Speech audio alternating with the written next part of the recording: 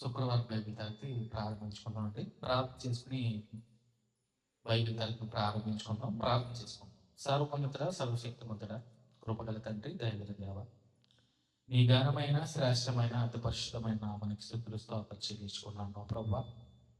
మా తండ్రి, నీ ప్రేమ చేతను కృప చేతను గడిచిన దినాలన్నింటిలో మమ్మల్ని విడువక ఎడబాయి తండ్రి, మీ కృప చేతను ప్రేమ చేతను మమ్మల్ని కాచి కాపాడి సంరక్షించిన విధానం బట్టి మరొకసారి వేవేల స్తుతులు స్తోత్రాలు చెల్లించుకుంటూ శుక్రవారం బైబిల్ తరగతి ప్రారంభించకుండా కృప చూపించండి. మీ యొక్క ఆత్మ సహాయాన్ని అనుగ్రహించి నడిపించండి. చేరు వచ్చిన కూడి వచ్చిన ప్రతి ఒక్కరిని పేరు పేరు మనకి జ్ఞాపకం చేసుకుంటాం ప్రభు. అధ్యాయం వివరించుండగా మీ యొక్క ఆత్మ సహాయాన్ని నడిపింపు మాత్రం అనుగ్రహించి శ్రేష్టమైన సంగతి తండ్రి మరి బోధించుండగా హృదయంలో భద్రపరచుకోవడానికి మీ సహాయం మాకు అనుగ్రహించి ఈ బైబిల్ తనంతటి మీ చేతులుగా అప్పగించుకుంటూ ఈ ప్రార్థన పాసం చేసుకున్నాం. యేసుక్రీస్తు ప్రభువును ప్రార్థించి వేడుకుంటున్నాం మా ప్రియ పరలోకపు తండ్రి, ఆమేన్. బైబిల్ తరగతిలో భాగంగా ముందుగా కీర్తనలు పాడుకుని తండ్రి దేవుని స్తుతించుకున్నామండి. ముందుగా కీర్తన పుస్తకం నుంచి 11వ కీర్తన. మరి కీర్తన పాడడానికి యవనస్తులు రావాలి. లిఖిత 15 స్తోత్రము 11వ కీర్తన రావాలి. కీర్తన పాడడానికి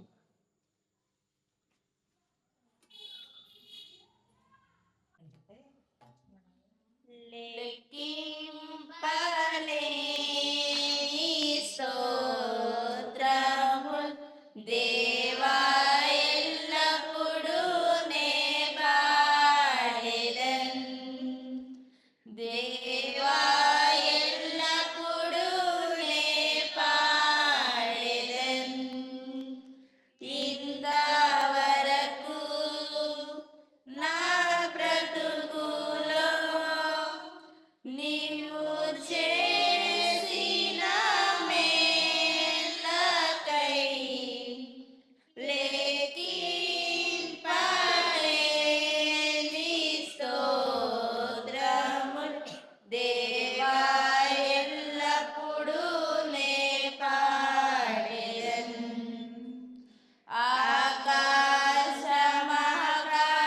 ఆకాశమహాకాశముల్ వాటి యందున్న సర్వమును భూమిలో కనబడునవన్నీ ప్రభువా నిన్నే కీర్తించును. లెక్కింపలేని స్తోత్రముల్ దేవా ఎల్లప్పుడూ నే పాడెదన్. అడవిలో నివసించువన్నీ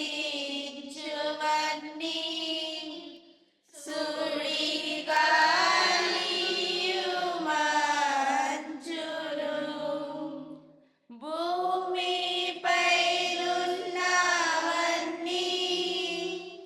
దేవా నిన్నే పొగడును.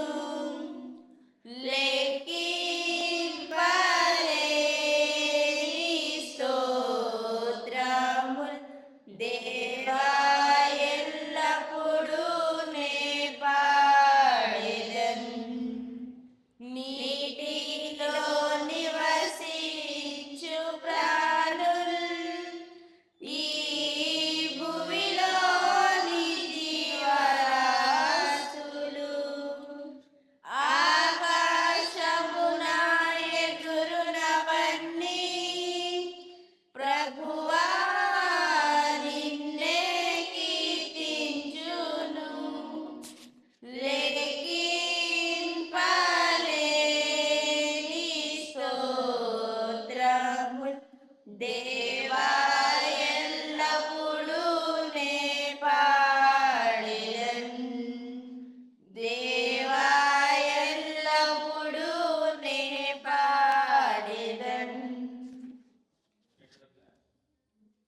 అదే కీర్తన నుంచి 19వ కీర్తన ప్రియ మార్గం 19.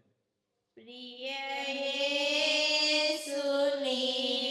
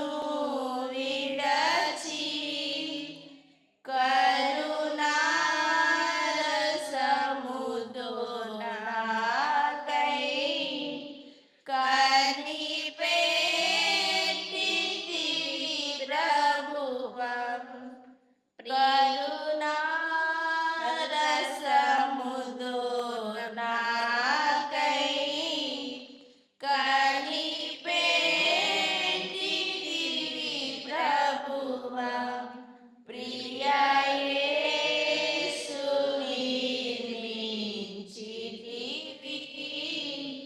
ప్రియమా హృదయం వికసించే విశ్వాసంబు, వాక్యంబును చదువగనే చేరితిని దారి, కోరి నడిపించుము, చేరితిని దారి, కోరి నడిపించుము, ప్రియ యేసు నిర్మించితివి, ప్రియమాన హృదయం ప్రతి చోట నిశాసిగా ప్రభువా నేనుండునట్లు, ఆత్మతో బలపరచుము,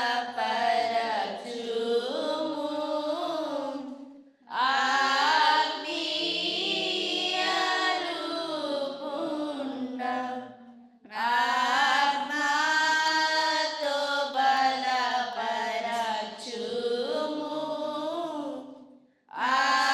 ఆత్మీయ రూపుండ, ప్రియ యేసు నిర్మించితివి,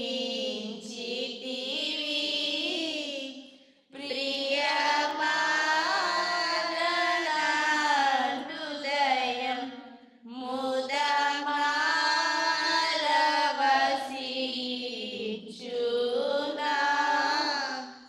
హృదయాంతరంగమున. ఇంతవరకు కీర్తన పాడుకుని దేవాదేవుని స్థుతించుకున్నామండి. మన కీర్తన పాడటానికి సహకరించిన యవనస్తులకు ప్రభు ప్రత్యేకమైన తెలియజేసుకుంటున్నాను. రైట్, గడిచిన బైబిల్ తరగతిలో మనం ఎన్నో అధ్యాయం నేర్చుకున్నాం? నెహెమ్యా గ్రంథం 4వ అధ్యాయం అయిందా? అవునా? 4 అధ్యాయంలో ఏం నేర్చుకున్నాం? చెప్పలే. వ్యతిరేకత ఉన్నా కానీ పని ఆగలేదు. ఏం పని? యెరూషలేము యొక్క ప్రాకారం అంటే గోడలు కట్టే పని ఆగలేదు. సో వ్యతిరేకత ఎవరి దగ్గర నుంచి వచ్చింది? ఎంతమంది దగ్గర నుంచి వచ్చింది? పేర్లు సబ్బెల్లటు, టోబియా, అరబీయడం గెషము. అవునా? సో సబ్బెల్లటు గురించి మనం తెలుసుకున్నాం, టోబియా గురించి కూడా తెలుసుకున్నాం, అలాగే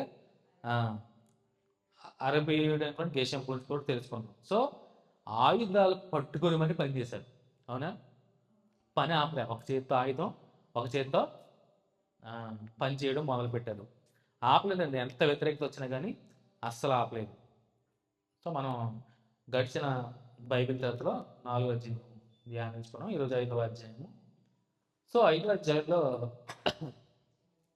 సో వాళ్ళు ప్రాకారాలు కడుతున్నారు. ప్రాకారాలు కట్టినప్పుడు వాళ్ళందరూ మనుషులే. అవునా?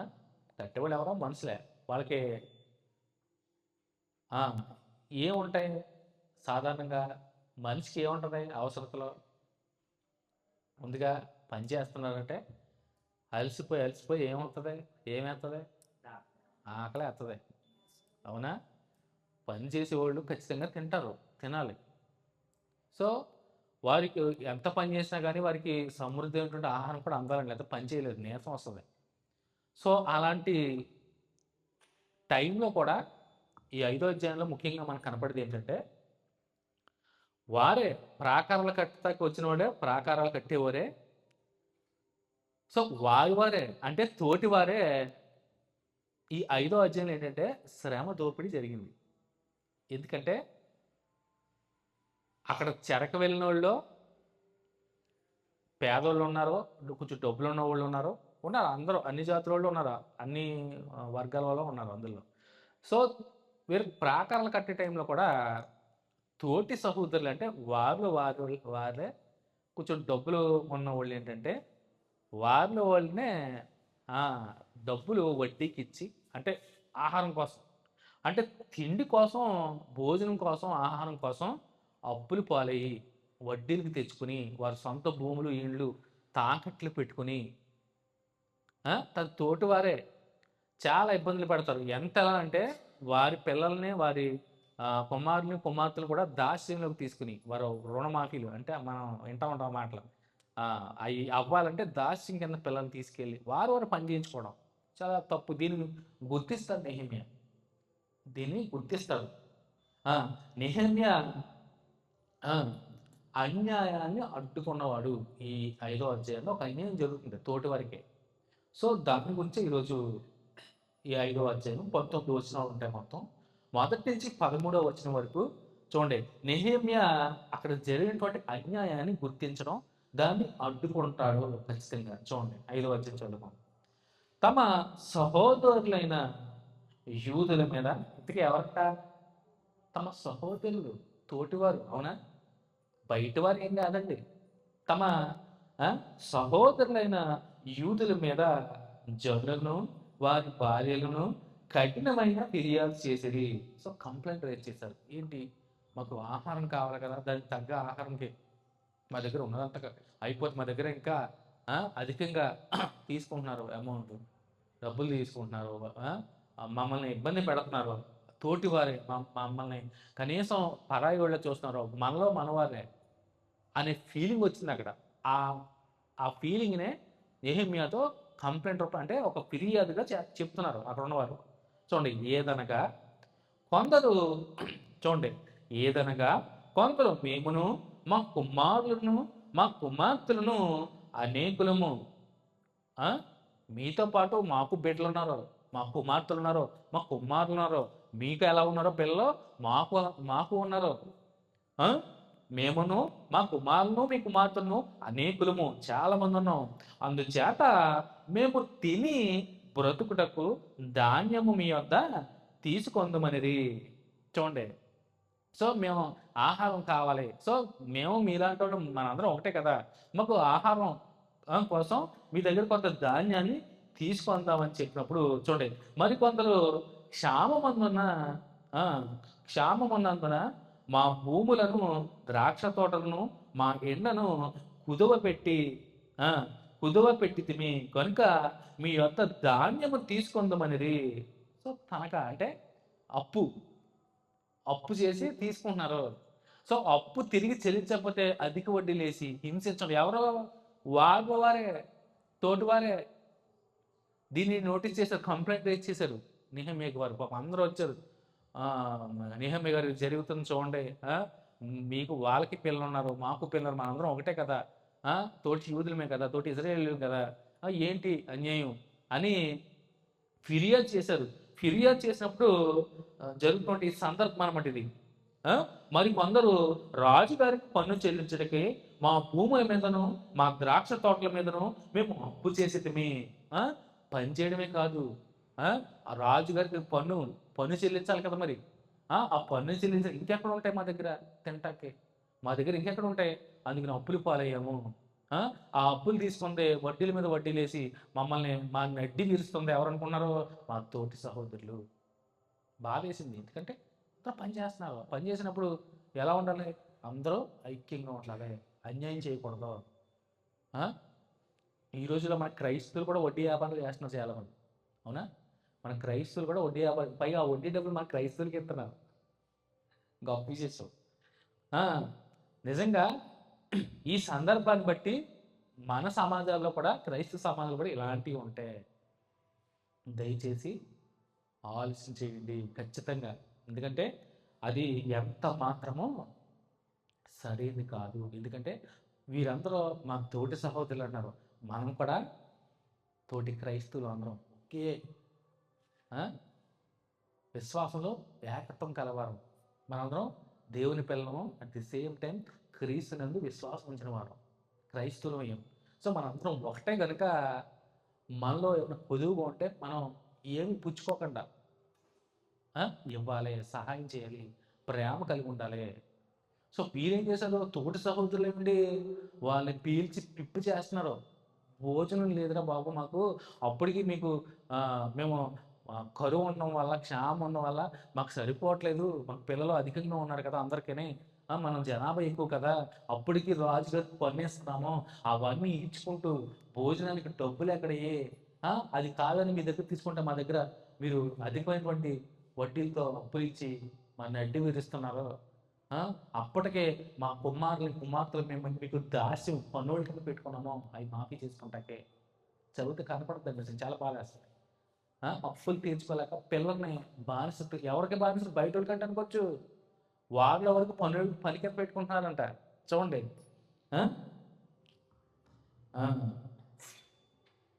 మరి కొందరు రాజుగారికి పన్ను చెల్లించడానికి మా భూముల మీదను మా ద్రాక్ష తోటల మీదను మేము అప్పు చేసి మా ప్రాణము మా సహోదరుల ప్రాణం వంటిది కాదా?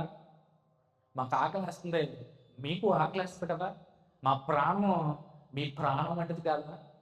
మా ప్రాణం మా ప్రాణం వేరు, మీ ప్రాణం వేరా? మా ఆకలి వేరు, మీ ఆకలి వేరా అన్నట్టుగా మాట్లాడుతున్నాడు. బాధాకరం కదండి, నిజమే కదండి. ప్రాణాలు అందరికీ ఒకటే, ప్రాణాలు ఆకలి అందరికీ ఒకటే. డబ్బుతో ఏమన్నా కొనొచ్చు కానీ ఆకలిని, అది ఇలా ఇలా బాధ. ఒక రకంగా చెప్పాలంటే మనం వ్యత అనమాట, ఒక రకంగా చెప్పాలంటే. ఎందుకంటే పిల్లలు కళ్ళ ముందు పిల్లలు పస్తులు ఉంటున్నారు, చాలని ఆహారంతో తింటున్నారు. ఓ పక్కనేమో కష్టపడి విస్తారంగా దేవుని పనిలో అలుపెరకంగా ప్రాకారాలు కడతారు, అలసిపోరండి ఆకలి తినడానికి. ఏమైనా కొనుక్కొచ్చు కానీ ఆకలిని అసలు కొనలేమండి డబ్బులు. మనకు కోవిడ్ టైంలో కూడా కోవిడ్ కరోనా చక్కటి గుణపాఠం నేర్పించింది నిజంగా. ఎంత డబ్బున్నవాడు కానీ ఏం తినలేకపోయాడు, కడుపునిండా తినలేకపోయాడు. డబ్బులు ఉన్నాయి, నోట్ల కట్టలు విపరీతంగా ఉన్నాయి, కానీ బయటికి వెళ్ళి కొనుక్కుంటాకి అసలు అమ్మేవాడే లేడు కదా బయట. అసలు దొరికినాయా? దొరకలే. అంత లాక్డౌన్లో నువ్వు డబ్బులు పెట్టి కొన్నామన్నా లేదే, అమ్మేవాడు లేదా, నువ్వు బయటికి వెళ్తాకే లేదు కదా. నీ డబ్బు అంతా ఏమైంది? ఆకలికి ఇచ్చిందా? తిన్నావా? కూర్చుని డబ్బులు తిన్నావా? విపరీతమైన డబ్బు ఉంది కానీ బయట లేదు, తిండి లేదు. దాంట్లో వీళ్ళు క్యాష్ చేసుకుంటారు అనమాట. తోటి సహోదరులు, బయట వాళ్ళు అంటే అనుకోవచ్చు, అన్యులు అంటే అనుకోవచ్చు, వారే దాన్ని అవకాశంగా చేసుకుని వాళ్ళని నెట్టి విరుస్తున్నారు. అదే కంప్లైంట్ అక్కడ. చూడండి, మా ప్రాణము మా సహోదరుల ప్రాణం వంటిది కాగా, మీ పిల్లలు వారి పిల్లలను పోలిన వారు కాదా? మా పిల్లలు మీ పిల్లలు లాంటి కాదా? చాలా బాధాకరమైన మాట ఏంటి? మీకు ఆకలి వేరు, మా ఆకలి వేరా? మీ ప్రాణం వేరు, మా ప్రాణం వేరా? మా పిల్లల వేరు, మీ పిల్లల వేరా? మన అందరం ఒకే చోట నుంచి వచ్చిన వాళ్ళు కదా. తోటి సహోదరులు మీరు ఇలా చేయడం ఎంతవరకు న్యాయం? ఇది చాలా అన్యాయము అని నెహెమ్యాతో మొదలుపెడుతున్నారు. నోటీస్ చేస్తారు, నెహెమ్యా అన్యాయాన్ని అడ్డుకున్నాడండి ఇక్కడ. ఖచ్చితంగా అన్యాయం అడ్డుకున్నాడు. మా పిల్లలు వారి పిల్లలు పోలిన వారు కాగా, మా కుమార్తెలు దాసుల గొడ్డకై అప్పగింపవలసి వచ్చాను. చూడండి, తీర్చలేక అప్పు తెచ్చుకున్నాం అన్ని ఆహారం కొరకు. చూడండి, అది తీర్చలేక మా కుమార్తెలను దాసుల గుంటకై అప్పగింపవలసి వచ్చాను. ఇప్పటికి మా కుమార్తెల్లో కొందరు దాస్యత్వంలో ఉన్నారు.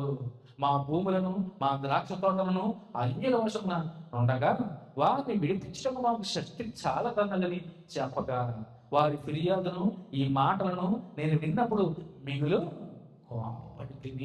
కోపడ్డాడు. ఏంటి అసలు ఇది? మన తోటి వారు ఏంటి ఎలాంటి పనులు చేయడం చాలా తప్పిది. హింసించడం వచ్చిన వారిని, దేవుని పని కోసం కొనుక్కున్న వారిని. వారు ఆకలితో ఉంటారు, వారు పస్తులతో ఉంటారు, వాళ్ళ పిల్లలు కూడా నలిగిపోతున్నారు. మీరు ఇలాంటి టైంలో మీరు డబ్బు కోసం ఇబ్బంది పెట్టడం ఎంత మాత్రం కోపం వస్తుంది ఎవరికైనా. ఇప్పుడు డబ్బులు కూడబెట్టుకుని వాళ్ళ కడుపు మార్చడం అనేది తప్పు. చూడండి, కోపపడి తిని అంతటా నాలో నేనే యోచన చేసి ప్రధానులను అధికారులను గద్దించి. ఇంతకీ ఎవరో మరి ఈ పని చేసేది? ప్రధానులు అధికారులు పెద్దోళ్ళు ఉంటారు మరి అందులో. వారు చేస్తున్నారు ఎలాంటి పనులు అంటే మనలో క్రైస్తవుల్లో కూడా కొంతమంది డబ్బులు ఉన్న వాళ్ళు ఏంటంటే వడ్డీ వ్యాపారంలో ఆ, 10 రూపాయలకి 5 రూపాయలకి ఇచ్చేయడాలు ఊరంతా తిప్పడాలు డబ్బుల్ని ఇబ్బంది పెట్టడాలు ఇవన్నీ. సో దీని ద్వారా మనం గ్రహించుకోవాలండి, ఇబ్బంది పెట్టకూడదు. సో అవసరమైతే నువ్వు సహాయం చేయి, దాన్ని నువ్వు అవకాశంగా తీసుకుని నీ తోటి క్రైస్తవుని ఇబ్బంది పెట్టకూడదు. ఉం? చూడండి, ప్రధానులను అధికారులను గద్దించి మీరు మీ సహోదరుల యొద్ద వడ్డీ పుచ్చుకొనుచున్నారని చెప్పి వారిని ఆటంకపరచుటకై మహాసమాజమును సమకూర్చి. చూడండి ఏం చేస్తున్నారంట, మీరు మీ సహోదరుల యొద్ద వడ్డీ పుచ్చుకొనుచున్నారని చెప్పి. ఆ? వడ్డీ తెచ్చుకున్నాక ఏం చేస్తాం? ఒక రాజుని కడతాను, ఏమీ లేవు, అప్పులు పాలై కడుపు నింపుకుంటున్నానంటే అంత ఘోరం నిజంగా. సంతోషించినప్పుడు మరి ఎవరో చెప్పుకుంటారో నేను మీకు చెప్పుకోవచ్చు. ఏమి వెంటనే గద్దించాడు, సమాజాన్ని సమకూర్చాడు. చూడండి, అన్యులకు అమ్మబడిన మా సహోదరులైన యూదులను మా శక్తి కొలది మేము విడిపించారు కదా, శక్తి కొలది. అన్యుల చెరలో ఉన్నటువంటి వారందరినీ శక్తి సామర్థ్యాలు కొలది అక్కడ ఉన్నటువంటి బానిసల్ని ఎంతో కొంత డబ్బులు ఇచ్చి సొమ్ము ఇచ్చి విడిపించుకున్నాం. ఎంతో కొంతమందిని, అంతమందిని కాదు, బానిసల్ని విడిపించుకున్నారు. మనకి మోషే ఇచ్చిన ధర్మశాస్త్రంలో బానిసని పరదేశిని నువ్వు దాసత్వంలో పెట్టినప్పుడు వాడిని విడిపించాలంటే నువ్వు సొమ్ము చెల్లించాల్సిందే, వేల చెల్లించి తెచ్చుకోవాలి. దాస్యమైన కాడిలో మగ్గిపోతున్న మనందరినీ ఆయన అమూల్యమైన రక్తం చేత మనల్ని విమోచించాడు, విడిపించాడు మన ప్రభువైన యేసుక్రీస్తు. మనం దాస్యంలో ఉన్నాం, పాపం అనే దాస్యంలో ఉన్నాం, బంధకాల్లో చిక్కబడిపోయి ఉన్నాం. అలాంటి మనందరినీ ఆయన ఏం చేశాడు? విడిపించాడు. దాస్యం అనే కాడిని విరగొట్టాడు, తీసివేశాడు, పాప భారాన్నంతటిని తీసివేశాడు ఆయన సిలువ మరణం ద్వారా. ఇక్కడ ది సేమ్ టైం నెహెమ్యా గారు కూడా చూడండి, అన్యులకు అమ్మబడిన మా సహోదరుల యూదులను మా శక్తి కొలది మేము విడిపించటమే. డబ్బిచ్చి మా శక్తి కొలది మా దగ్గర ఉన్నటువంటి ధనాన్ని ఎంత ఉన్నంత వరకు అంత ఇచ్చి ఎంతో కొంతమంది మేము విడిపించుకున్నాం, విడిపించాము చెరలో ఉన్న వారిని. మీరు మీ సహోదరులకు అమ్ముదురా? విడిపించుకోవచ్చు మీరు మళ్ళీ మీ సహోదరులకు అమ్ముకుంటారా వాళ్ళని? అంటే బానిసలకం చేసుకుంటారు కదా, ఇది వడ్డీలకు డబ్బులు ఇచ్చేసి అప్పులు పాలైపోయి వాళ్ళ కుమార్తెలను తీసుకెళ్ళి బానిస దాసులు తీసుకున్నారు. ఎవరో బయట వాళ్ళు ఏం కాదు, అన్యులు కాదు, తోటివారే. డబ్బులు ఇవ్వలేదని తీసుకెళ్తున్నారు. పూర్వం చూడండి, మనం ఏంటిది పట్టేళ్ళు ఉండేవారు, అలాగే ఇంకా చాలా మంది జమీందారీ వంశస్థులు వాళ్ళందరూ అంతే, డబ్బులు అప్పులిగించుకుని దాస్యం అనమాట, బానిసలు వడ్డీ ఇవ్వకపోతే పిల్లలను తీసుకెళ్ళిపోతారు ఇంట్లో పనికి. మీరు సినిమాలు చూడాలి, అక్కడక్కడ కనపడుతూ ఉంటాయి కొన్ని సన్నివేశాలు. వాళ్ళ అమ్మ నాన్న అప్పు చెల్లించకపోతే ఆ పిల్లను తీసుకెళ్ళిపోతే పని మనిషిగా, లేకపోతే వాళ్ళు ఏ వ్యాపారంలోనో ఏ మట్టి పిసుకునే దానిలోనో దేంట్లో దాంట్లో పెట్టేస్తూ ఉంటారు. వాళ్ళ పనిలో వాటిలో పెట్టేసుకుంటారు, లేకపోతే ఇంట్లో పనికి పెట్టేసుకుంటారు. ఎందుకంటే అప్పు. అలాగే అనమాట ఇదంతా. పూర్వం ఒకప్పుడు ఉండేది. సో అలాంటి స్థితి ఇది కూడా, అలాంటి స్థితి ఇప్పుడు పూర్వం కూడా అలా కంటిన్యూ అవుతూ వచ్చింది అనమాట. చూడండి, అన్యులకు అమ్మబడిన మా సహోదరుని యూదులను మా శక్తి కొలది మేము విడిపించితిమి. మీరు మా సహోదరులకు అమ్ముదురా? మేము విడిపించుకుంటున్నాం, మళ్ళీ మీ సహోదరులకు అమ్ముదురా? వారు మనకు అమ్మబడవచ్చునా అని వారితో చెప్పగా వారు ఏమీ చెప్పలేక ఊరకుంటారు. అర్థమైపోయింది వాళ్ళకి, మనం విడిపించి తీసుకొచ్చాం, అలా మీరు మనకు అమ్ముకుంటున్నారా? ఎంత ఘోరం ఇది! అలా చేయొచ్చు అసలు? విడిపించి తీసుకొచ్చామే, మరలా మీరు ఎందుకు తీసుకెళ్ళి మీరే బానిసీకరణ చేసుకున్నారంటే ఎంత ఘోరం ఇది! అసలు బానిసత్వం నుంచి ఉన్నవాడిని మనం తెచ్చుకున్నామే, మీరు మళ్ళా అలాంటి పరిస్థితి ఒక్కరికి ఇక్కరు మనలే. ఎందుకంటే అన్యాయం జరుగుతుంది, అక్కడ అన్యాయం జరుగుతుంది. సో ఒక్కళ్ళ మాట్లాడలేదండి నిజంగానే. మరియు నేను మీరు చేయలేదు మంచిది కాదు. మన శత్రువులైన అన్యుల నిందను బట్టి మన దేవునికి భయపడి మీరు ప్రవర్తింపకూడదా? నేనును నా బంధువులను నా దాసులను కూడా అలాగునే వారికి ఆ సొమ్మును ధాన్యమును అప్పుగా ఇచ్చితిమి. ఆ అప్పు పుచ్చుకొనుకుందాము. మేము కూడా ఇచ్చాం, కానీ మేము తిరిగి తీసుకుంటలేదు. గుర్తుపెట్టుకోండి. ఆ? మేము కూడా ఇచ్చాము, కానీ మేము తిరిగి ఆశించట్లేదు. మీరు ఇక్కడ అర్థం చేసుకోండి. మళ్ళీ పాయింట్ చెప్తాను. 10వ వచనం చూడండి. నేనును నా బంధువులను నా దాసులను కూడా అలాగునే వారికి సొమ్మును ధాన్యమును అప్పుగా ఇచ్చితిమి. ఆ అప్పు పుచ్చుకొనకుందము. మేము ఇచ్చాము, మీరే కాదు, మేము లేనోడికి అన్నీ ఇచ్చాము, అన్నీ పంచిపెట్టాము. మేము మేము తిరిగి తీసుకోము. ఎందుకంటే అక్కడ ఉన్న పరిస్థితి అలాంటిది.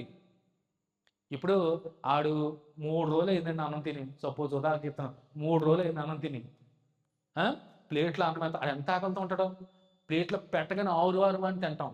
ఆ పెట్టి ఒరే నీకు అప్పు ఉందిరా అని ప్లేట్ లేకుంటే ఎలా ఉంటుంది? నువ్వు నాకు బాకీ రాని ప్లేట్ లేకుంటే ఎలా ఉంటుంది? చూడండి, ముద్ద పెట్టి ఒరే నువ్వు నాకు బాకీ అని వెనక్కి తీసుకున్నట్లేదా? మేము ఇచ్చాము, కానీ మేము అడిగి, ఎందుకంటే పరిస్థితి ఘోరంగా ఉంది. ఆకలి తలపెట్టేస్తున్నారు అలా. అక్కడ ధాన్యం లేదు, తింటాకి తిండి లేదు, ఏమి లేదు. మేము ఇచ్చాం. ఆ అప్పు పుచ్చుకొనుకుందాము. ఈ దినములోనే వారి యొక్క మీరు అపహరించిన భూములను, ద్రాక్ష తోటలను, ఒలీవ తోటలను, వారి ఇండ్లను, వారికి అప్పుగా ఇచ్చిన సొమ్ములోను, ధాన్యములోను, ద్రాక్ష రసంలోను, నూనెలోను 100 భాగమును వారికి మరలా అప్పగించడానికి నేను మిమ్మల్ని బతిమాలుచున్నాను అంటిని. తిరిగి అన్ని తీసుకుని ఇచ్చేసేయండి, ఎవరి వాళ్ళకి ఇచ్చేసేయండి. మొత్తం మీరు ఎవరి దగ్గర అయితే మీరు ఆహారం ఇచ్చి వడ్డీలకి డబ్బులు, ఆ ద్రాక్ష తోటలో అవన్నీ మీరు భూములన్నీ మీరు తీసేసుకున్నారు, వాళ్ళ ఆస్తిపాస్తులు ఆహారం ఇచ్చి మీరు లాక్కున్నారు చూసారా, అవన్నీ మీరు ఇమీడియట్గా తిరిగి ఇచ్చేయండి. అప్పగించడం నేను మిమ్మల్ని బట్టి మారుచున్నాను అంటే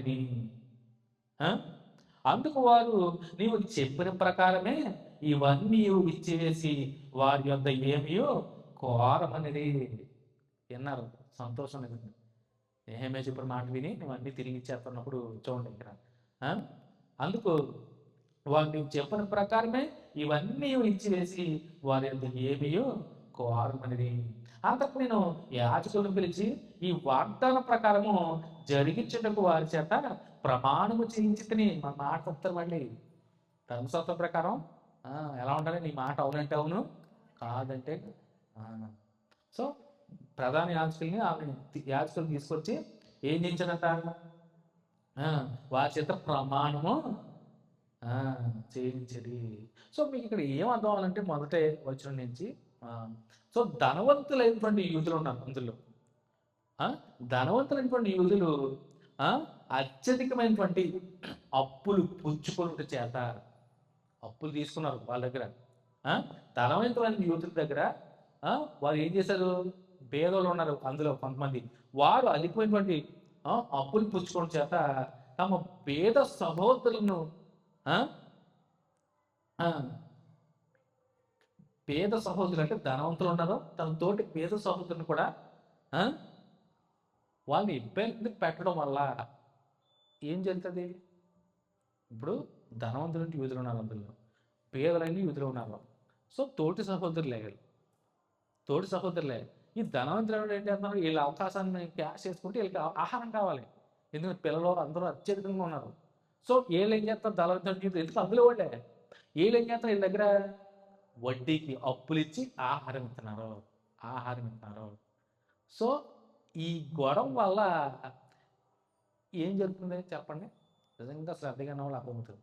ఇప్పుడు ఈ తిండి కోసం, ఈ అప్పుల కోసం, ఈ రాద్ధాంతం వల్ల అక్కడ ఏం జరుగుతుంది? బాగా తెలియదు చెప్పగలరు. ఏం జరుగుతుంది చెప్పండి? డిస్కషన్ పడుతున్నారు. పని చేస్తున్నాం మేము, ఇంటిస్తున్నాం చూడండి, పని చేస్తున్నాం మేము, మాకు ఆకలి వేస్తుంది, మాకు ఆహారం లేదు, ధాన్యం అంతా అయిపోయింది, మేము అప్పులు పాలి ఆహారం తెచ్చుకొని మా పిల్లల్ని, మా కుమార్తెని దాచిపుచ్చి మరీ తెచ్చుకున్న మా భూములు, ఇండ్లు అన్నీ అప్పులు పాలు చేసుకుని తాకట్లు పెట్టుకుని వడ్డీలు తెచ్చుకుని తింటున్నాం. ఈ డిస్కషన్ అంతలోనూ ఏం జరుగుతుంది అసలు? ఏమవుతుంది? ఆహా, అవును. ఏం జరుగుతుంది అసలు? వాళ్ళు ఏం చేస్తున్నారు అక్కడ? మొదటి అధ్యాయం నుంచి మనం నేర్చుకుంటున్నాం. అసలు ఏం చేస్తున్నారు వాళ్ళు? ఆ దేవుని పని ఆటంకం అవుతుంది. అంటే ప్రాకారం కట్టడానికి అడ్డు పడుతుంది ఈ వివాదం. కడుతున్నారు, సగం ఎత్తు పైకే కట్టారు, 4 అధ్యాయంలో నక్కెక్కి దూకితే పడిపోతున్నాడు. అవునా? ఆ గోడ మీద ఒక నక్కెక్కి దూకితే పడిపోతాను హేళన చేసినప్పుడు. ఇప్పుడు గోడ ప్రాకారం కట్టే టైంలో ఈ వివాదాలు ఉన్నప్పుడు పని ఆట ఆగిపోదండి. ఇప్పుడు మా ప్రహరీ గోడ కడుతున్నారు, ఉదాహరణకి కడుతున్నారు, కాంక్రీట్ వేశారు, మెలగ తిప్పేశారు, బేస్మెంట్ వేసి పిల్లలు సోసలు కట్టే, సపోజ్ ఉదాహరణ చెప్తున్నాను. పైన పిల్లర్స్ అవి లేపేసి బాక్సులు కట్టేశారు. గోడ కట్టాలి కదా. ఇప్పుడు కాంక్రీట్ వాళ్ళకి మెల్ల రోడ్డుకి గొడవ వచ్చింది. మెల్ల రోడ్ నేను మెల్ల రోడ్ ఆన్ చేయను అన్నాడు. అవునా? మెల్ల రోడ్ డీజిల్ అయిపోయి నాకు డబ్బులు లేవని ఏదో ఉంటుంది కదా, అలాగే పడతారు. సో ఈ కట్టేవాళ్ళు ఇప్పుడు మెల్ల రోడ్ ఆగిపోయింది పని. అవునా? ఏళ్ళు గొడవ పడుతున్నప్పుడు ఏం చేస్తుంది ఆటోమేటిక్గా? పని జరగదు, ఆలస్యం అవుతుంది, గొడవ తప్పితే అక్కడ ఏముండదు. పని ముందుకెళ్తుందా? అవదు. ఆ, అవదు. మెల్లరోడ్ నాకు టిఫిన్ తేలేదని స్విచ్ చేయను అంటాడు మెల్లరోడ్. నాకు టిఫిన్ ఎట్లేదండి, ఆగిపోయింది పని, గొడవ ఆడుకుంటాను. నువ్వు పని అయిపోయాక మీకు టిఫిన్ ఆడతావు అంటే, లేదు నేను తిన్నాక పని చేస్తాను అంటాడు. ఆ వివాదంలో పని ఆగిపోతే at the same time late అవుతుంది. మధ్యాహ్నం కావాల్సిన పని సాయంత్రం అవుతుంది. అవునా? ఇక్కడ ప్రాకారం కూడా అవాంతరాలు ఆటంకాలు ఏర్పడతాయి. వీళ్ళు డిస్కషన్ పడి మనకు తిండి లేదు మేము పని చేయమంటాం. పని చేయలేరు, పని చేయమంటాం కాదు, తిండి లేకపోతే నీరసం వస్తుంది, పడుకుంటారు అందరూ. అవునా? ప్రాకారం పని ఎక్కడ ముగుస్తుంది? సో అది దేవుని పనికి ఆటంకము ఆ కలగ చేస్తుంది ఈ వివాదము. ఆ? చూడండి, అసంతృప్తితో ఉన్నాడు తోటి సహోదరులు. ఆ? అంటే బేదలుగా ఉన్నటువంటి తోటి సహోదరులు. సో రెండోదిగా అసంతృప్తి ఉన్నప్పుడు అంతఃకలహాలు ఉంటాయి. అంటే ఇంటర్నల్గా గొడవలు వస్తాయి ఖచ్చితంగా. ఆ, ఖచ్చితంగా వస్తాయి. ఎందుకంటే తమ ఇండ్లని, ఆస్తిని, కుమార్తెలను దాస్యమునకు అప్పగించేశారు వారు, ఏం చేయలేక. ఆ, చూడండి, ఆ సంగతి విని నేహమ్యా మిక్కిలి కోప్పడతాడు. కోప్పడతాడు. చూడండి,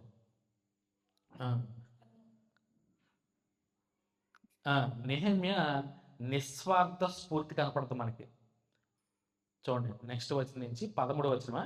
మరియు నేను నా ఒడిని దులిపి ఈ ప్రకారమే దేవుడు ఈ వాగ్దానము నెరవేర్చనని ప్రతి వారిని తన ఇంటిలో ఉండకయు తన పని ముగింపకయు నుండినట్లు దులిపివేయను. చూడండి, ప్రమాణం చేశారు కదా, ప్రమాణ ప్రకారం ఎవరైతే ఈ పని చేయలేదో, అంటే ఎవరికి తిరిగి ఇవ్వలేదో ఇచ్చేమన్నాడు కదా, ఎవరికి ఇచ్చేవాడు ప్రమాణం కూడా చేసుకున్నాడు. ఒకవేళ చూడండి, మరియు నేను నా ఒడిని దులిపి ఈ ప్రకారమే దేవుని ఈ వాగ్దానము నెరవేర్చని ప్రతి వాణిని తన ఇంటిలో ఉండకయు తన పని ముగింపకయు నుండినట్లు దులిపివేయను. చూడండి, ఎవడైతే మా ఆజ్ఞ మేస్తాడో, అంటే ప్రమాణాన్ని మేస్తాడో, దేవుడు అని దులిపేస్తాడో ఖచ్చితంగా. ఇంట్లో కూడా ఉన్నాడు, దేశ దిమ్మరోడు చేసేస్తాడు, మొత్తం దులిపి పడేస్తాడు అని చెప్తున్నాడు. మరియు నేను నా ఒడిని దులిపి ఈ ప్రకారమే దేవుడు ఈ వాగ్దానం నెరవేర్చని ప్రతి వారిని తన ఇంటిలో ఉండకయు తన పని ముగింపకయు నుండినట్లు దులిపివేయును. ఇటువలే వాడు దులిపివేయబడి ఏమీయూ లేనివాడుగా చేయబడునుగా అని చెప్పగా. భయం కాదండి, ఖచ్చితంగా వస్తుంది. దరిద్రుడు అవుతావు నువ్వు, ఏముండవు. కక్కుర్తిపడి అందరి దగ్గర నీ తోటి సహోదరు తీసేసుకున్నావు కదా, ధన వ్యాహంతో అధిక వడ్డీలతో అప్పులు పాలు చేసావు కదా, మొత్తం లాగేసావు కదా, పీల్చి పిప్పి చేసావు కదా. దేవుడు నిన్ను బెకారుని చేస్తాడో, ఏమి లేకుండా తీసేస్తాడో. లేదండి, ఏమి లేకుండా తీసిన లేదా? ఇజ్రాయేల్ మొట్టమొదటి రాజు సౌల్ని ఒక్క తన్నుడు కుర్చీలో ఉంచావునా, రాజుగా నియమించింది ఆయన, ఆజ్ఞ అతిక్రమించాడు, వెంటనే కుర్చీలోంచి దింపేశాడు. సో ఇలాగే చేస్తారు. అని చెప్తున్నాడు అనమాట. సో ఏమీ లేనివాడుగా చేయబడు కాక అని చెప్పగా ఆ, సమాజకులందరూ అలాగు కలుగును కాక అని చెప్పి యెహోవాను స్తుతించేది. మరి ఇంకేమంటారు లేదా, ఎందుకు దేవుని ఉగ్రత వస్తుంది, ఖచ్చితంగా అందరూ అలాగే జరుగును కాకని దేవుని స్తుతించారంటారు. జనులందరూ ఈ మాట చొప్పునే జరిగించింది. మరియు నేను యూదా దేశంలో వారికి అధికారిగా నిర్ణయింపబడిన కాలం మొదలుకొని, అనగా అర్థహస్త రాజు ఏర్పడి ఎందు 20వ సంవత్సరం మొదలుకొని 32వ సంవత్సరం వరకు 12 సంవత్సరములు అధికారికి రావాల్సిన సొమ్మును నేను గాని నా బంధువులు గాని తీసుకోలేదు. మా జీతాలు కూడా మేము తీసుకోలేదు. ఆ, మాకు రావాల్సిన సొమ్ము, ఎందుకంటే రాజు గారు ఆస్థానం పనిచేసినోడు ఏం పని, గిన్నె అందించే ఉద్యోగం కదా, గ్లాస్ అందించే ఉద్యోగం. మరి ఆయన దగ్గర నుంచి ఇప్పుడు మనకి ఏంటంటే ఉద్యోగానికి వెళ్ళకపోయినా సగం శాలరీలు వస్తాయి, అవునా, ట్యాంక్స్లు వస్తాయి అంటారు సరే. అదే చెప్తున్నాడు. అర్థహస్తరాజు ఏర్పడి 20 సంవత్సరం మొదలుకొని 32వ సంవత్సరం వరకు 12 సంవత్సరాలు అధికారికి రావాల్సిన సొమ్మును, చూడండి, 12 సంవత్సరములు అధికారికి రావాల్సిన సొమ్మును నేను కానీ నా బంధువులు కానీ తీసుకోలేదట. వారి కోసం ఇచ్చేసారన్నమాట ఇక్కడ. అయితే నాకు ముందుగా ఉండిన అధికారులను జనుల యొద్ద నుండి ఆహారమును ద్రాక్షారసమును 40 తోపులు వెండిని తీసుకొని వచ్చింది. వారి పనివారు సహా జనుల మీద భారం మోపుచు వచ్చింది. అయితే దేవుని భయం చేత నేను ఎలాగూ చేయలేదు. నేను వారిలో చేయలేదు, అధిక భారం వారు మోపరిగా నేను అసలు మోపలేదు. అయితే దేవుని భయం చేత నేను అలాగూ చేయలేదు. నేను కాక నేను ఈ గోడ పని చేయగా నా పని వారును ఆ పని చేయించు వచ్చేది. భూమి సంపాదించుకుని వారు కాము. నా భోజనపు బల్ల యొక్క మా చుట్టూనున్న అన్ని జనుల నుండి వచ్చిన వారు గాక యూదులను అధికారులను 150 మంది కూర్చుని ఉండేది. నా నిమిత్తము ప్రతి దినము ఒక ఎద్దును శ్రేష్టమైన 6 గొర్రెలను సిద్ధము చేయబడిను. ఇవిగాక కోళ్లను 10 రోజులకు ఒక మారు నానా విధమైన ద్రాక్షారసములను సిద్ధము చేసుకుని ఈ ప్రకారముగా చేసినను ఈ జనుల దాస్యమును బహు కఠినముగా ఉండినందున అధికారికి రావాల్సిన సొమ్మును నేను అపేక్షించలేదు, తీసుకోలేదు, 1 రూపాయి కూడా. ఇదంతా కల్లారా చూస్తున్నాను నేను. గోడ ప్రాకారం కట్టాలి, అదే ముఖ్య ఉద్దేశం, దేవుని పని కూడా అది. ఆ పని జరిగించడంలో నాకు రావాల్సిన ధనాన్ని నేను సొమ్ము నేను అపేక్షించలేదు. నా దేవా, ఈ జనులకు నేను చేసిన సకలమైన ఉపకారములను బట్టి నాకు మేలు కలుగునట్లుగా నన్ను దృష్టించుము. నేను ఏ తప్పిదము చేయలేదు నీ పని అంతట్లోనూ. దానికి నీవే చూస్తున్నామంతా. అందును బట్టి నా దేవా, ఈ జనులకు నేను చేసిన సకలమైన ఉపకారమును బట్టి నాకు మేలు కలిగినట్లుగా నన్ను దృష్టించుకున్నాను. చూడు నా వైపు, ఎందుకంటే నేను ఏ తప్పిదమో చేయలేదు. సో నీ బిడ్డలే, నా తోటి సహోదరులే, వారి ఇబ్బందుల్లో ఉన్నప్పుడు నేను వారిని ఇబ్బంది పెట్టలే. నాకున్నంతగా కూడా వారికి ఇచ్చేసాను. నాకు రావాల్సిన సొమ్మును కూడా నేను ఆశించలేదు. నాకు రావాల్సిన అంటే ఇంట్లో భూములు నేను సమకూర్చుకోలే, నాకు అవకాశం ఉంది, అయినా కానీ నేను ఆ పని అన్యాయంగా ఏమీ తీసుకోలేదు. చూడండి అప్పటి వారికి. సో అందుకనే దేవుడు వారి జనాంగంలోంచే ఒకరిని ఎన్నుకుంటున్నాడంటే చూడండి. ఇప్పుడు ఏమీ అక్కడి నుంచి కామన్ మ్యాన్ అని చెప్పాను నేను, అవునా, ఎక్కడి నుంచో రాలా, అందులో ఓడే. ఒక రకంగా చెప్పాలంటే 1000 మందిలో ఒకడు అనమాట, ఒక రకంగా చెప్పాలంటే. అంతమందిలోనూ దృష్టించిన వాడు, దేవుని దృష్టిలో పడినవాడు. అంతమందిలో నెహెమ్యా కనపడ్డంటే నెహెమ్యా ఒక్కడే యథార్థంగా కనపడ్డాడు దేవుని దృష్టి. రైట్, క్రిస్మస్లు చేసుకుంటున్నారు అందరూ డిసెంబర్ నెలలో, అవునా. మీ అందరూ తెలిసిన స్టోరీ, మనం ఆరాధనలో మాట్లాడుకున్నాం. ఖచ్చితంగా ఈ డిసెంబర్ అంతా మనం ఆరాధనలో ఇదే టాపిక్ మాట్లాడుకున్నాం. సో మనం కూడా ఆలోచన చేసింది ఏంటంటే, సో యోధా బెత్లెహేంలో స్త్రీలందరిలోనూ ఒక్క మరియని ఎన్నుకున్నాడు, అవునా. ఎందుకు ఎన్నుకున్నాడు? స్త్రీలు లేరా? ఆ ఒక్క స్త్రీయా? ఒక్క ఆమె దేవుని దృష్టికి కంటపడింది. అంతమందిలోను చూడండి, అంతమందిలోను ఒకే ఒక స్త్రీ మరియా దేవుని దృష్టిలో పడిందంటే నేహమే పడ్డాడు, ఎజ్రా పడ్డాడు. ప్రవక్తలందరూ ఎందుకు పడ్డారో మనం మర్చిపోయిన ఆదివారం ఎవరి గురించి అద్భుతం కదా, చాలా మంది కాంప్లిమెంట్స్ వచ్చింది, నాకు కామెంట్స్ కూడా వచ్చినాయి. ప్రసంగం పెట్టినప్పుడు నేను యూట్యూబ్లో పెట్టినప్పుడు ఏది హోషే గురించి, హోషే గురించి హోషేని ఎందుకు ఎన్నుకున్నాడు? 10 గోత్రాల వారు ఇజ్రాయేల్ రాజ్యంలో ఉన్న వారు అంతటోనూ హోషే కనపడ్డాడు దేవునికి. ఆ యథార్థ పనులు నీతిమంతుల్ని ఎన్నుకుంటాడు. అవునా? వారిలోంచే ఆ జనాంగం నుంచి ఒకనే పైకి లేవనెత్తాడు. హోషేని ఎన్నుకున్నాడు, ఎజ్రాని, నెహెమ్యాని, దానియేలుని, ఇర్మియాని, యెషయాని, వీళ్ళందరూ ఏంటి అసలు గొప్పోళ్ళు అంటే దేవుని దృష్టిలో, వాళ్ళకి దేవుని దృష్టిలో పడినోళ్ళు వాళ్ళు. అట్ ద సేమ్ టైం కన్యైనటువంటి మరియ కూడా దేవుని దృష్టిలో పడింది. అంటే ఆమె ఎంత భక్తిపరురాలో, అంటే అక్కడ ఉన్న ఆ ఊర్లో ఉన్న స్త్రీలందరిలోనూ ఒక రకంగా చెప్పాలంటే నెంబర్ 1 అనమాట. నెంబర్ 1 పిక్ చేసుకున్నాడు ఆయన. ఆ, లేక కాదండి, స్త్రీలు చాలా మంది ఉన్నారు అక్కడ. కానీ అందరిలోనూ ఈ ఊర్లో చాలా మంది స్త్రీలు ఉంటారు. కానీ ఈ సంస్కృతంలో ఉన్న స్త్రీలందరిలోనూ ఒకే ఒక స్త్రీ కనపడొచ్చేమో దేవుని దృష్టికి. అందరూ అనుకుంటారు మేము పాడేస్తున్నాం, మేము స్థుతించేస్తున్నాం, మైమర్చిపోయి పాడేస్తున్నాం పాటలు అనుకుంటారేమో. కానీ దేవుని దృష్టికి యథార్థంగా కనపడాలి, వారే దేవుని దృష్టిలో పడేది. సో ఇప్పుడు సంస్థలు ఇన్ని సంఘాలు ఉన్నాయి, అన్ని సంఘాలు దేవుడు అలా చూస్తాడంటే యథార్థంగా ఆరాధించే సంఘాన్ని చూస్తాడు. గుర్తుపెట్టుకోండి, ఎక్కువ మంది వెళ్ళిపోయే సంఘాన్ని కానీ, పెద్ద పెద్ద బిల్డింగ్లో ఉన్న చర్చిని కానీ దేవుడు చూడడం, దేవుడికి అయ్యి అసలు నథింగ్. మందిరాలు చూసి దేవుడేమి ఇంప్రెస్ అవ్వడండి, కట్టడాలని రూపురేఖల్ని. శిష్యులు కూడా అన్నారు, దారి మధ్యన వెళ్తుంటే శిష్యులు ఏమన్నారు, ప్రభు ఒకసారి దాన్ని చూడు, ఆ మందిరం చూడు, సొలొమోన్ మందిరం చూడు, ఎంత బాగుంది, అబ్బా సూపరే అన్నారు.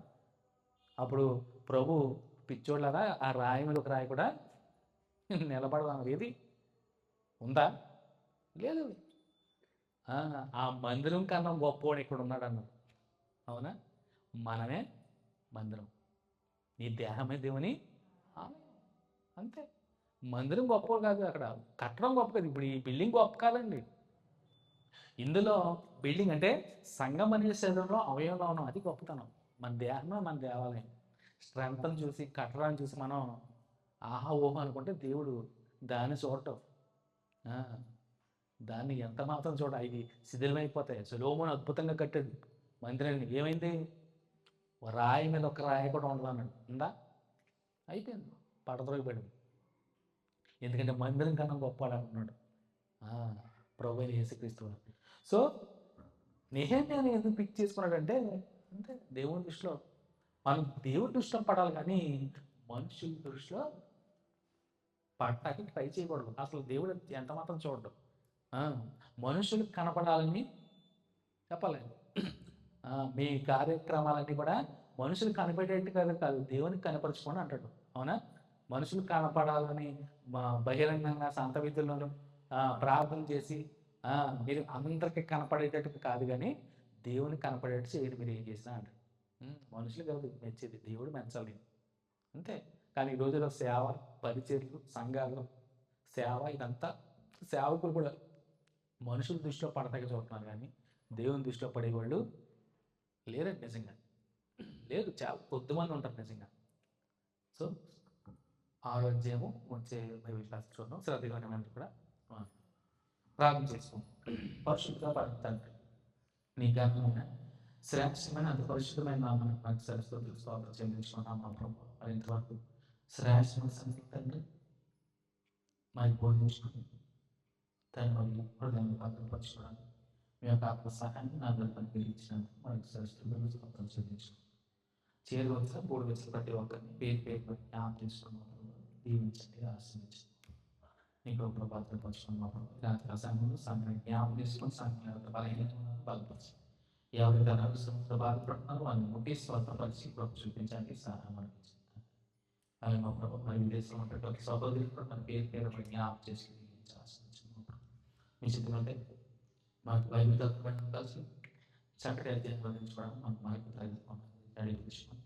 ఈ నెల 15వ తారీఖు సంఘ వార్షిక సందర్భంలో జరుపుకున్న కొత్త కొడుకు విషయం తన మరి ప్రేమ విషయంలో ప్రార్థిస్తున్నాం ప్రభు. ప్రతి ఒక్కరిని వారి హృదయం తట్టి తన మరి సహకరించాలని ప్రతి ఒక్కరిని మీరు తట్టి నడిపించు. మరి మన సురక్షితంగా మన మంత్రులు తోడేంటి చాలా సురక్షితంగా వారు చేసి నడిపించాం. పాసం చేసినాం. ఏ శ్రీకృష్ణ ప్రభుత్వం ప్రార్థించి వీటి కొన్న మా ప్రియ తండ్రి. ఆమేన్.